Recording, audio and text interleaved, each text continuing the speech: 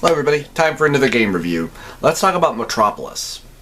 This is on the PS4. It might also be on Steam and Xbox One. It's an indie film noir video game that's obviously heavily inspired by film noir as well as stuff like Sin City. The story is you're John Lockhart, who recently got out of prison, supposedly for killing a friend of yours, but you believe that you were framed. You go back out into the city to find out what really happened. The gameplay is pretty simple. You have a semi-open map that you can go to different places to talk to people, get information, get jobs. But where the real gameplay comes from is whenever you get into fights with people, it turns into Tetris. We don't need you back in the city.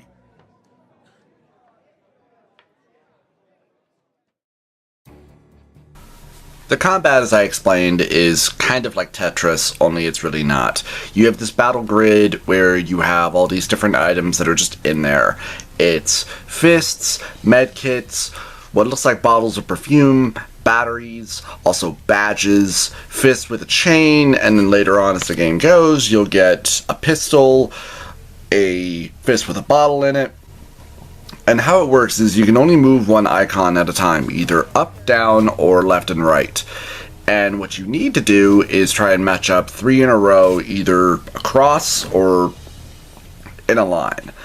And depending on what you use, a fist, battery, there are also rage bonuses that can either increase your attacks or just make you stronger, and then medkits, which will improve your health.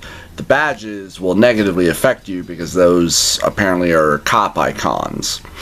And what just becomes incredibly monotonous is you get so many moves and then the opponent will make a move, usually them just attacking you. And it becomes a juggling match of trying to do damage to them as well as trying to keep your health up. And what can happen sometimes as you get, really, I just call it luck, where every time that you bring down the column, sometimes you can do a bunch of damage to them, or maybe they'll do damage to you, and maybe you'll recover health, or just various other things. What gets so annoying is that you can die pretty quickly if you're not paying attention to your health, and then what else is going on in the grid.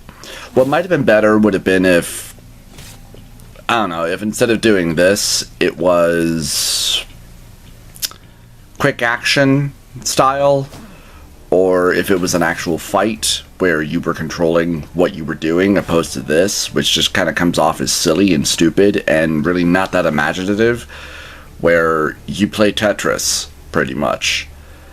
And as you get into newer fights, opponents are stronger, do more damage, have more health than you.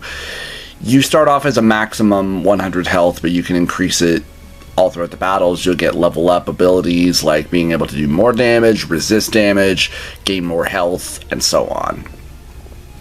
But yeah, the combat is probably the weakest aspect about the entire game, because that's really the only gameplay aspect that you get in this entire thing. The rest of it is pretty forgettable.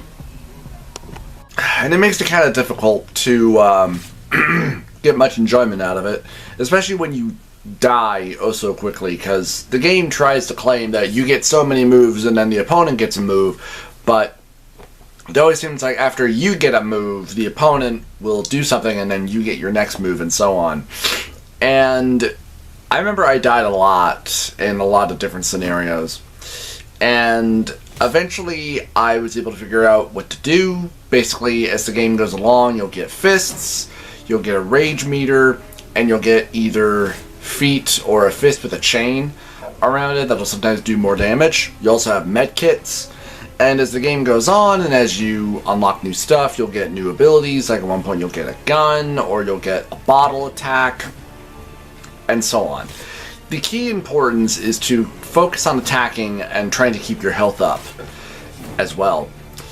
And this game took me about nearly 3 hours to beat, and I discovered like 2 different endings. There's not a lot of the story that I can show, because there are quite a few parts where the game shows topless nudity, like it shows breasts. And I think I paid probably about $8 and $9 for this game. the two endings that I got was you go get a job working for the mob. First, they want you to go collect money for them from a drug dealer who apparently stole from them, and then to drive one of their girls around who gets into trouble, and you help hide her. She later gets attacked, and you have to try and defend her.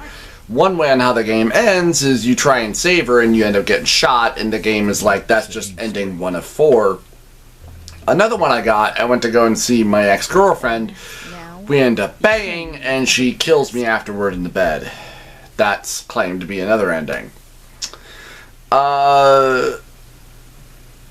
The voice acting is fine for what it is. The gameplay overall is really not that interesting. I mean, it's Tetris, pretty much. Tetris with, you know, match up all these different attacks and stuff in order to win. And always make sure to just keep hitting and keep on healing yourself. Other than that, the game's not that interesting. After you figure all that out, it just becomes kind of tedious. And since it's pretty easy to get through once you figure out the system, I kept wondering, like, was there something else I was missing? Or will there be more? Like, will there be DLC later on down the line?